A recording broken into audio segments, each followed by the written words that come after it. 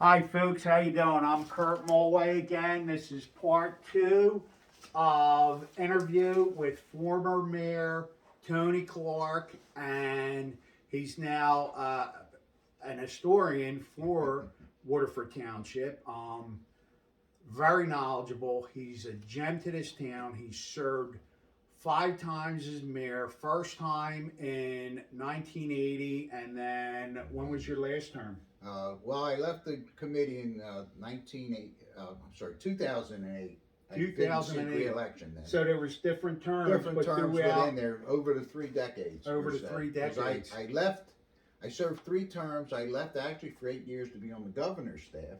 Oh, really? And then when I left the governor's staff, when that ended, people approached me about running again. And you all, wow. So that's I how mean, you did a good I- job. I mean, yeah. I remember when you were mayor, and I mean, all the activities in town was just, it was amazing. Waterford Day and this and the tricentennial. You're also involved with the Presbyterian Church. I serve as one of the elders and president of the church corporation. And we're here with you today about the historical stuff. We went over earlier about how his organization is trying to raise funds to get a replica of the ACO train station. It's going to be it's going to look just like the old train station, but it's going to be twice as big, and it's going to hold historic. They have about 500 historic artifacts that they want to hold in there. So if you want to donate, you can look at our other videos, and I'm going to post a comment in the comment section where you can donate to. And it's a 501c, so it is tax deductible. You can be a corporate sponsor, you can be a private donor, worthy cause. So now we're going to start, and we're going to start about the beginning of Waterford, way back in the 1600s. Right. I think, and I'll say it's my joy to be the president of our local historical society, and this is such a great township. I when I speak to the schools, I use the byline "older than America" because when we think back to all the hoopla of America being formed in 1776, and I can tell people Waterford Township was founded in 1694. Wow. So what a history. But first, just to talk a little bit about New Jersey, when you look at the whole history and how things evolve, Waterford Township, and I look at this because I wanted to be accurate in my dates, I said to tell the story of Waterford Township, one must first look at the state of New Jersey with its ever-changing national flags and maps. The English in 1498, the French in 1524, the Dutch in 1623. The Swedes came in 1623 and held it for a year and then lost control. The Dutch took it from them in 1624 and held on until the British came back and defeated them again. Wow. Okay, so all these nations at one term had a claim over New Jersey, and all these nations is the people came from these nations, and that's what made Waterford Township one of those original melting pots with quite a number of people. Finally, in 1664, James, Duke of York, received a land grant from his brother, King Charles II. Wow. Unfortunately, Charles used an old map to give the metes and bounds. And to this very day, those differences in the maps is why there was that argument who owned the Statue of Liberty and where was Ellis Island, that battle between New York and New Jersey. There was no GPS back then. That's it. They were chain links and everything else, and somehow they had it really found up. And then the James Duke of York, then he sold the shares to someone named John Lord Berkeley and Sir George Carteret. Some of those names will sound familiar to you. And that's when they formed, quote, the colony of New Jersey. And then in 1674, Lord Berkeley sold his land holdings to a Quaker named Edward Byling. And then as you read the history, Byling for some reason ran into financial difficulties. So he asked a group of Quakers to help him manage his affairs. Later, we find where he ended up selling all his holdings to this group of Quakers led by a guy named William Penn. Ah, And William Penn, we all heard that name. and you'll hear some names like William Penn, John Fenwick, Garwin Laurie, and Nicholas Lucas. These men became known as the proprietors, and the proprietors began to operate the lands and what they sold off, and they governed things. And they had this thing where if you freely held your land, you came to the meetings and you could speak at the meetings.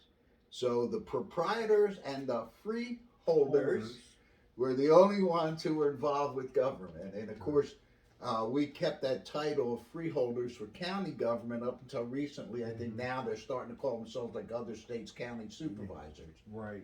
But for the longest time, they were known as because the word now you freeholders. don't actually have to own land. You can be Right, you don't have to be freely hold your land, but that's the way it was back you then. can have a mortgage. Like most people. So all the properties was all kinds of decisions were made by those freeholders. At that point, that's when New Jersey divided between East and West Jersey. The proprietors had West Jersey. Then they divided West Jersey, as I said once before, into tenths. Okay. And then getting to us was the third and fourth tenth, was what was formed into Gloucester County in 1694. And I said this once before, and the first shall be called Waterford. With these words established Waterford Township as the first officially named township in Gloucester County. The other townships named that day were Deptford, Greenwich, or Greenwich as some say, Gloucester, and Newton Townships. Okay. Then the designation was that the headwaters of the Mullica would establish our boundaries. The problem was there were no real maps.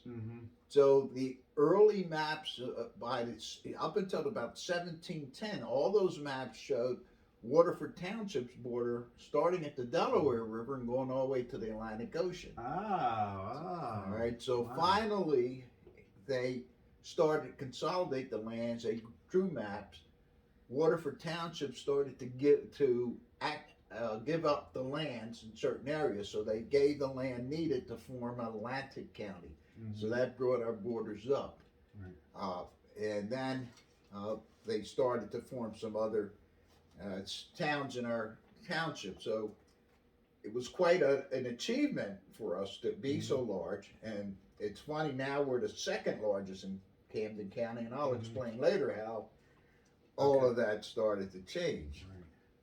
But it was just that, and I think I explained before how Greenwich thought they were the first, but it was really Waterford Township. So now you know that the actions of the freeholders and the proprietors were endorsed by the General Assembly on June 1st of 1695. Wow. And that was the whole meeting where they endorsed what was done by the freeholders and the proprietors. And that was officially Waterford Township and the other 5 townships of Gloucester County being established. And we remained part of Gloucester Township until all the way from 1694 until 1844. 1844. Wow. When Waterford gave lands to form Camden County. Oh, okay. All right. Wow, that's pretty neat. And listen, if you notice, we're pretty far apart. We're social distancing, and use a mask when we're near each other, and all that stuff. So we're not so far apart because we don't like each other. It's because we're taking precautions, all the COVID precautions that we have to do. So next we're going to get into. We started working our way toward the establishment of the ATCO section. Okay. But first, I guess I should explain how our township, when I talked about how long our border was. Actually, by 1837, we gave the lands to officially form Atlantic County. Additional lands were given to the western portion of Burlington County. And then it was 1844 that Waterford Township gave lands needed to complete the forming of Camden County. And from the lands we gave, you have Pennsauken and you have parts of Camden City, what today we know as the Fairview section. Okay. Then, that year, the same year in 1844, we gave lands to form Delaware Township. And for anyone who doesn't know, Delaware Township is now known as Cherry Hill. And actually named after the hotel, right? Was the town named after the hotel, or was the Cherry Hill? Cherry Hill. I don't really know where they did it, because remember they used to have the area with the cherry blossoms, so I don't know if that's where it was. It was the cherry blossoms, not right. the. I think that's hotel. what it was. Yeah. Okay.